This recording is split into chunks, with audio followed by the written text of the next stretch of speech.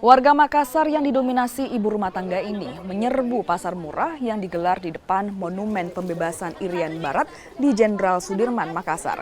Harga sejumlah komoditi yang lebih murah hingga 20% dari harga pasaran membuat warga rela berdesakan.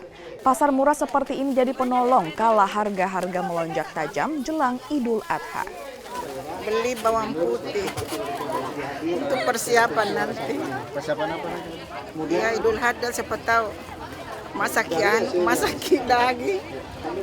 Iya. Kan harganya 16.000. Iya. Lebih murah memang dibanding. Iya lebih murah kalau di pasar 35 1 kilo berarti berapa itu? Lebih murah daripada harga di pasar. Iya, saya beli 35. 35 saya beli 1 kilo.